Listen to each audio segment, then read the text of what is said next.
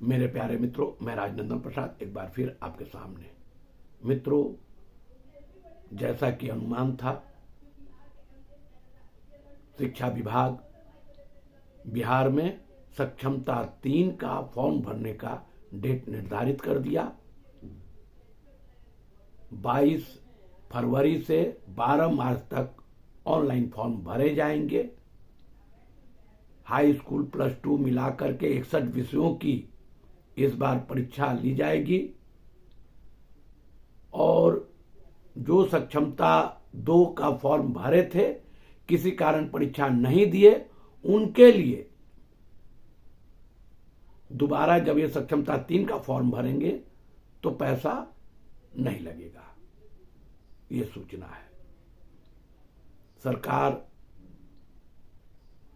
बहुत जल्दबाजी कर रही है कि लोग सक्षमता दें, पास करें और विशेष शिक्षक बने।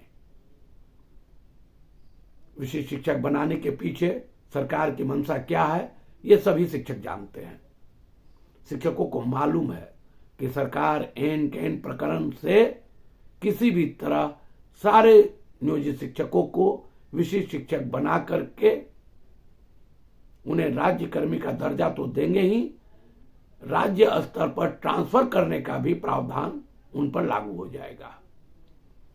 वर्तमान समय में सरकार ने बहुत सोच समझकर उन्हें उसी स्कूल में ज्वाइन कराया है जहां वे नियोजित टीचर थे, लेकिन जिस दिन सारे सक्षमता पास विशेष शिक्षक बन जाएंगे तो सरकार के हाथ में वो जादुई छड़ी होगी। फिर राज्य के कोने कोने में यही विशेष शिक्षक का ट्रांसफर होगा और इन्हें जाना पड़ेगा। नियमावली में साफ लिखा हुआ है, इसलिए माननीय उच्च न्यायालय जाने से भी कोई बहुत फायदा नहीं होने वाला। एक तरफ नियोजित शिक्षकों के लिए स्नातक ग्रेड में प्रमोशन, कालबद्ध प्रोन्नति, वेतन विसंगति, ये सारे चीजों पर एक से बढ़ के एक पत्र निकल रहे हैं और नियोजित शिक्षकों को अनुमान भी है कि अब बहुत जल्दी उन्हें स्नातक ग्रेड में प्रमोशन का लाभ मिलेगा। और जैसे ही स्नातक ग्रेड में प्रमोशन का लाभ मिलेगा, नियमावली 2020 में स्पष्ट लिखा है कि 50% प्रधानाध्यापक का पद इन्हीं के द्वारा भरा जाएगा। तो 50% कोई कम नहीं है। 50% की संख्या में नियोजित शिक्षक ही कल प्रधानाध्यापक के पद पर रहेंगे। इसलिए सरकार आनन फानन में यह पत्र निकाला है कि 22 फरवरी से 12 मार्च तक आप आवेदन दें। फिर स्कूल एग्जामिनेशन बोर्ड अपने स्तर से निर्णय लेगी कि यह परीक्षा कब आयोजित की जाएगी, कहां की जाएगी और किस तारीख को की जाएगी। एकदम सोची समझी रणनीति है। मेरे प्यारे मित्रों, आप लोग भी संजय जी का, राकेश सांडिले जी का, केशव जी का या मुस्तफा आजाद जी का, सभी लोग का वीडियो भी आप देख रहे होंगे। पुराने संघ के लोग अपने अपने ढंग से तो कार्य कर ही रहे हैं। आने वाले समय में सबों का साथ मिलेगा। आज भी नियोजित शिक्षकों की संख्या लगभग 1.5 लाख से ज्यादा है और नियोजित शिक्षक आए दिन खुल के एक दूसरे को बता भी रहे हैं कि हम लोग नियोजित शिक्षक हैं और नियोजित शिक्षक बने रहेंगे। जब नियोजित शिक्षक खुद कह रहे हैं कि हम नियोजित शिक्षक बने रहेंगे, तो सरकार क्यों उन्हें विशेष शिक्षक बनाना चाहती है? राज्य कर्मी का दर्जा देकर कोई एहसान नहीं कर रही है। आपको मालूम होना चाहिए, नियोजित शिक्षक नियोजन इकाई के तहत बहाल हैं और वे 60 साल तक बहाल हैं और उन्हें नियोजन इकाई में ही राज्य कर्मी का एक तरह से मोटा मोटी दर्जा प्राप्त है। क्यों प्राप्त है? क्योंकि वे सारे कार्य कर रहे हैं जो सहायक शिक्षक कर रहे हैं। उन्हें भी चुनाव में ड्यूटी लगती है, जनगणना का काम करना पड़ता है, बाकी राज्य सरकार द्वारा कार्य दिया जाता है, तब तक सहायक शिक्षक के साथ और बिहार सरकार के अन्य कर्मचारियों जो राज्यकर्मी हैं उनके साथ साथ कदम ताल मिलाकर वे सारे कार्य करते हैं। फिर ये कहना कि हम राज्यकर्मी का दर्जा दे देंगे, शिक्षकों को कोई बहुत फायदा, आर्थिक लाभ भी नहीं होने वाला है। नियोजित शिक्षक रह करके अगर उन्हें स्नातक ग्रेड में प्रमोशन मिलता है, कालबद्ध प्रोन्नति मिलती है, तो निश्चित तौर पर उन्हें आर्थिक लाभ भी मिलेगा। इसलिए प्यारे बंधुओं, जो नियोजित शिक्षक हैं उनसे आग्रह है कि आप एक बार 2020 नियमावली देख लें और अपने भविष्य के बारे में सोच लें कि अगर आप नियोजित शिक्षक हैं और रहेंगे तो फिर आने वाले समय में आपको क्या क्या फायदा होगा, और यदि आप विशिष्ट शिक्षक बनते हैं तो यह भी जानना आपके लिए जरूरी है कि विशिष्ट शिक्षक बनने के बाद आपको आर्थिक लाभ क्या होगा, या आर्थिक लाभ होगा या नहीं होगा। फिर आपके ट्रांसफर पूरे राज्य में कहीं भी हो सकते हैं, क्योंकि सरकार, आपको मालूम है कि पिछले बार सरकार ने 3 ऑप्शन दिया था 3 जिला भरने के लिए, फिर वो घट करके महिलाओं के लिए 10 पंचायत, अब पुरुषों के लिए 10 अनुमंडल आया।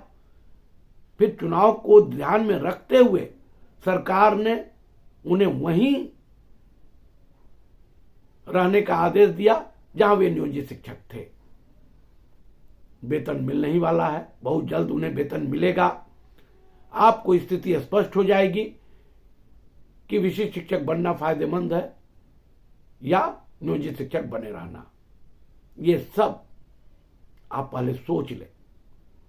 केवल सरकार की बातों में आकर विशिष्ट शिक्षक बनना, हमें लगता है यह अपने आप को धोखा देने के बराबर है, क्योंकि जो विशिष्ट शिक्षक बने हैं वे भी बहुत हतोत्साहित हैं, क्योंकि उन्हें प्रमोशन का लाभ आगे दिखाई नहीं दे रहा और कितना मिलेगा नहीं मिलेगा कोई इसकी जानकारी उनको प्राप्त नहीं हो पा रही है।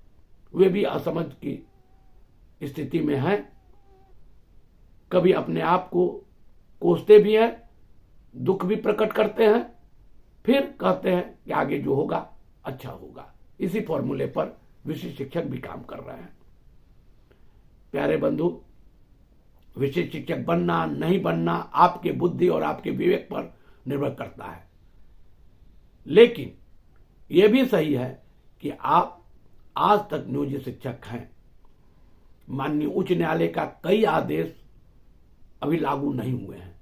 आने वाले समय में स्नातक ग्रेड में प्रमोशन का लाभ, कालबद्ध प्रोन्नति, साथ ही साथ एक एनपीएस का भी मामला विचाराधीन है।